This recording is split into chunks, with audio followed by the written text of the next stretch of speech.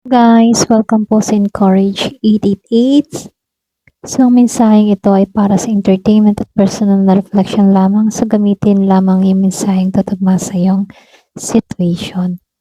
So, ngayon, itatanong natin, ano ba yung advice para sa iyo? Okay? Kung meron kang mga pinagdadaanan sa buhay, titingnan natin ngayon kung ano yung sasabihin ng baraha sa iyo.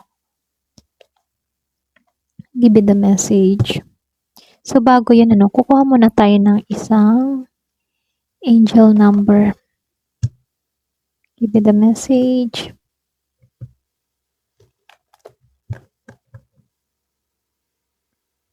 So, kukuha na lang ako nitong isa.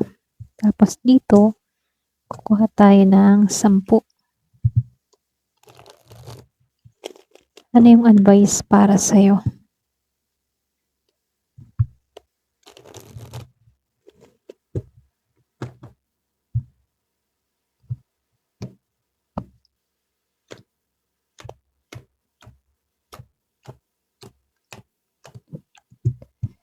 Then, kuha din tayo sa message of love. Loving word from Jesus. Ayan. Ito yung card niya. So, titingnan natin kung ano yung Bible verse na nilaan para sa'yo. Ayan. So, ayusin ko lang ha. So, meron ka ditong 30-30 transformation. Then, unto you it's given to know the mystery of the kingdom of God. Wow, so magandang mensahe, no? So, ilagay ko lang siya sa gitna. Meron ka ditong 6 of waves, reverse. 5 of waves. 5 of clouds. 3 of waves. The Emperor and the Empress reverse.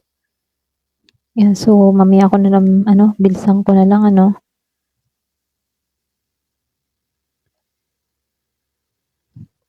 Ayan.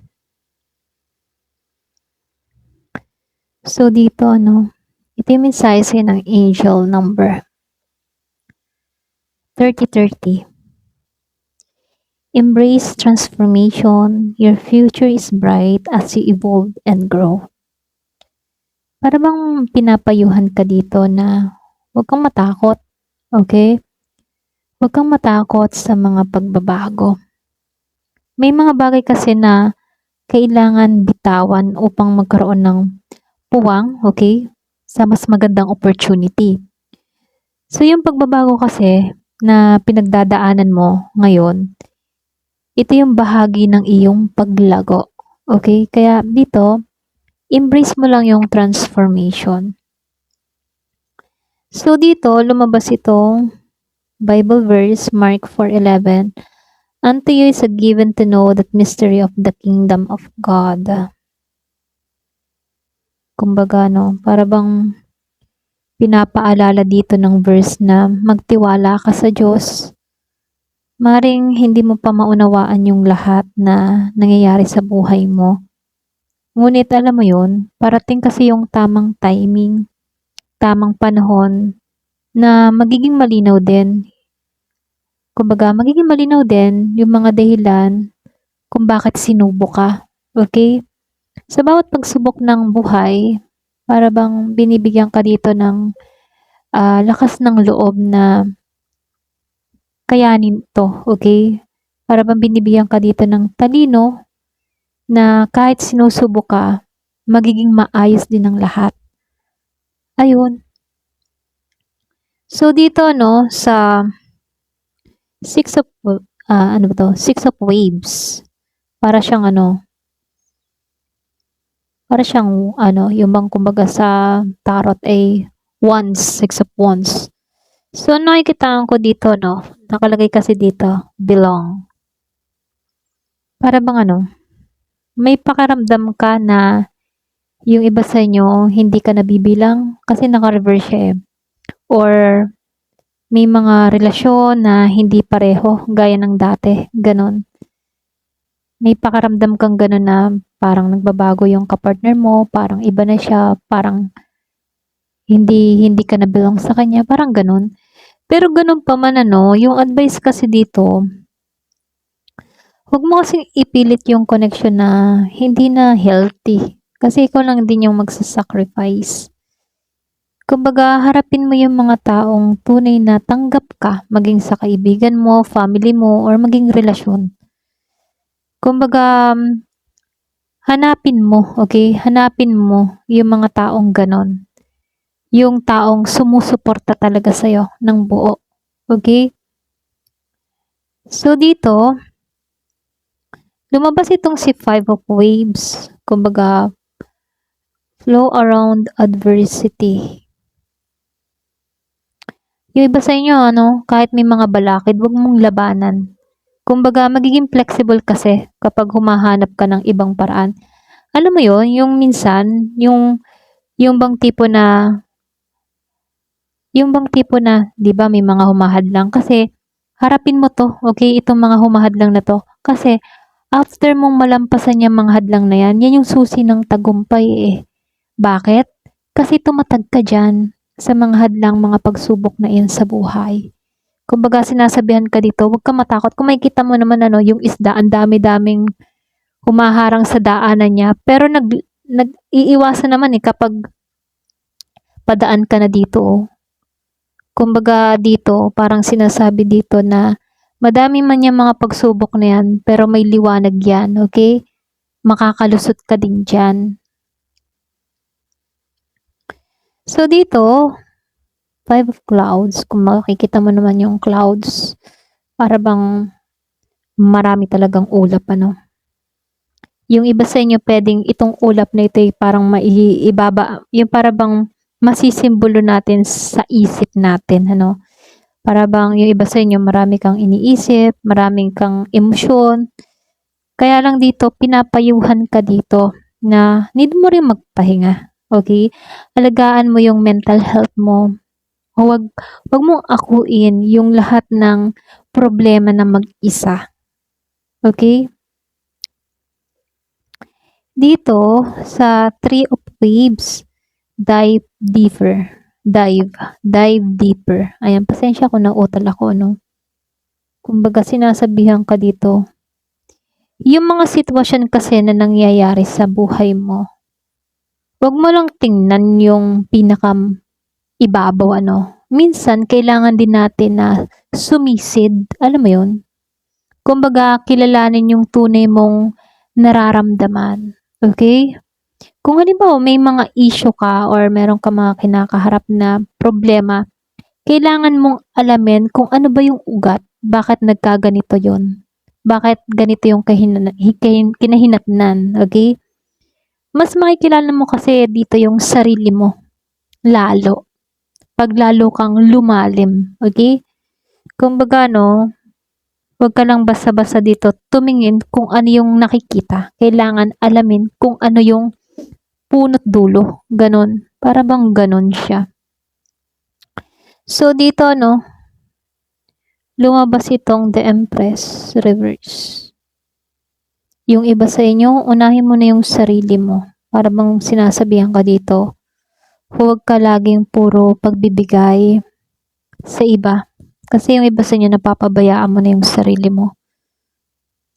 Yung sarili mong pangangailangan ba?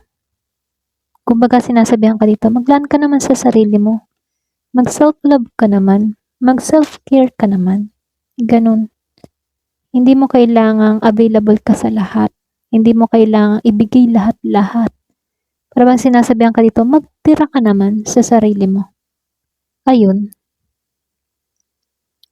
So, dito, lumabas ano, the wheel reverse.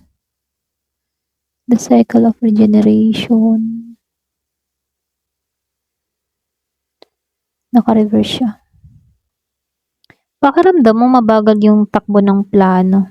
Or pwede rin sabihin may mga delay pa. Huwag ka mawala ng pag-asa dito, no? Hindi naman ibig sabihin na minamalas ka kung hindi mo naman nakukuha yung mga gusto mo. Hindi yung ganun, ano? Maring hindi pa lang talaga ito yung tamang timing para ma-receive mo yung abundance na inaasahan mo.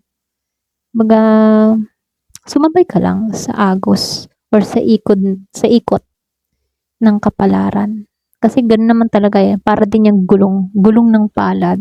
Minsan nasa taas, minsan nasa baba, gano'n. Paikot-ikot lang yan. Isabayan lang. Di ba ang hirap ano? Lalo-lalo na pag ang daming pagsubok. Pero gano'n pa man, inihikayat ka dito ano, magtiwala ka dito kay God. So dito sa Queen of Snow, clarity. O di ba? May clarity ng kasunod. Kailangan mo kasing maging malinaw sa mga desisyon mo. Gamitin yung iyong isip kaysa sa emosyon. Para bang sinasabihan ka dito, putulin mo yung mga bagay na alam mong hindi na nabubuti para sa'yo. Ganun. Kaya clarity. 9 of clouds after the storm. O di ba? Clarity. Mga pagsubok na yan. After na mga dilubyo sa buhay. Matututo ka ding, alam mo yun, para bang after niyan, natuto ka diyan. Parang ganun. After ng mga pagsubok na yan, lumago ka riyan. Para bang sinasabihan ka dito din na huwag mong kailangang harapin lahat ng mag-isa. May mga taong handang umalalay din sa'yo kung hahayaan mo lang sila. Kung tutulungan ka. Kung hayaan mong tulungan ka nila. Ganon. Kumbaga, sinasabihan ka ditong matuto kang makipag-usap or makipagtulungan ng maayos. Ayun. 2 of clouds.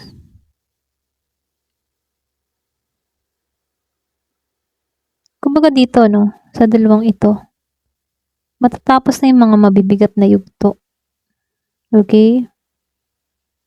Kumbaga, unti-unti kasing huhupa na rito eh. At magiging mapayapa ka na rito.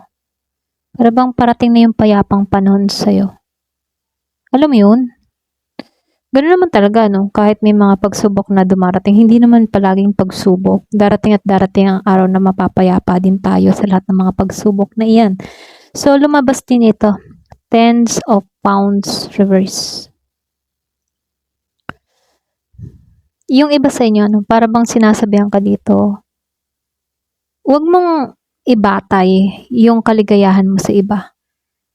Kumbaga, wag mag-expect ng sobra, ganon. Kasi yung tunay na kasiyahan kasi, nagsisimula yan sa loob. Alam mo yun? Para ba sinasabihan ka dito, ayusin mo muna yung sarili mo sa 10 of Wands. Para kasi din tong 10 of Cups reverse, para bang may pagpapabaya sa sarili, ganun. Kumbaga sinasabihan ka dito na ayusin mo muna yung sarili mo bago mo hanapin yung bago mo hanapin yung kaligayahan sa iba, ganun. Kailangan ikaw muna yung unang maging masaya. So, yung advice lang dito, para bang sinasabihan ka dito na lumabas kasi itong dalawang to eh. Yakapin mo yung pagbabago at magtiwala ka sa Diyos. Alagaan mo yung sarili mo ha. Huwag kang matakot bitawan yung mga bagay na, alam mo yun, hindi nakakatulong sa paglago mo. Kahit may mga pagkaantala at merong emotional na pagsubok sa ngayon, pinapakita kasi sa card na may liwanag pagkatapos ng unos dito. Basta manatili ka lang matatag at malinaw sa iyong mga desisyon. Okay? Ayun, sana po nakatulong. Thank you for watching. Love and peace.